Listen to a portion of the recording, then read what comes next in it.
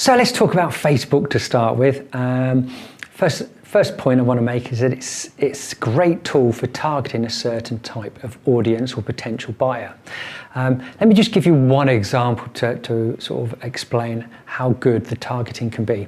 Let's just say I'm in the business of making wedding dresses. Now I could advertise on the radio and maybe 100,000 people in the area would hear that radio advert, or it could be in the newspaper and there might be a similar number of people that buy that newspaper.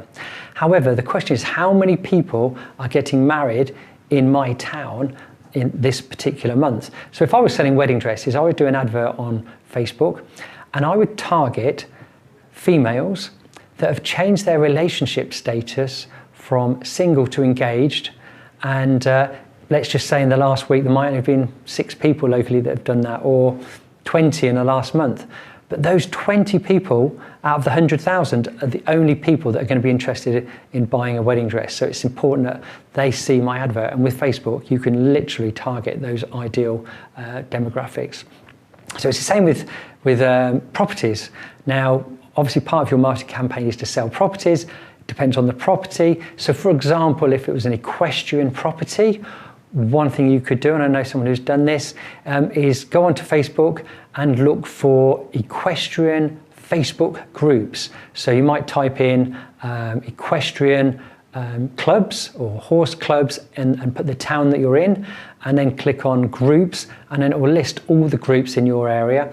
So obviously you can use different search terms, and then it'll show you how many people are in those groups, and there might be 4,000 people, 9,000, 6,000, and just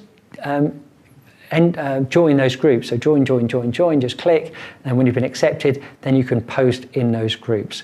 Now I know recently someone did that and had got an open house and had 24 people go to that open house. It was an equestrian property, and there was a number of those people that came from those Facebook groups because people tagged each other in those groups. Now it could be a property that's got lots of land or stables, or it could be near water, it could be near a canal. So target the ideal people. Now it could be a certain area. So when you've got a property, you want to target people who live within a 10-mile radius. Depending on the price bracket, you can have a target the people at a certain income. Probably want homeowners because they're more likely to buy another home, and it could be a demographic, like it could be retired people if it was a bungalow, it could be a family, and the other thing you want to look at is perhaps their interests. So, it's important that you have people that have got certain interests. So if it was a high-end property, it's people who are interested in luxury goods, luxury cars, for example. And you could target people who have looked at Rightmove, because anyone who's looked at Rightmove is obviously looking for a house. But that's not necessarily important, because it may well be someone who's not actually looking to buy at the moment and see your advert. So create an audience and use Facebook to promote that property to the ideal buyer. And the way to find the ideal buyer is look at the current owner and work out what were they like when they bought it. Was it 5 years ago? Did they have kids? Had they retired? Were they younger, older? And what were their interests? If it's a big garden, it might be gardening. But obviously most people tend to move locally. So targeted campaign for your property is an essential part of your business now.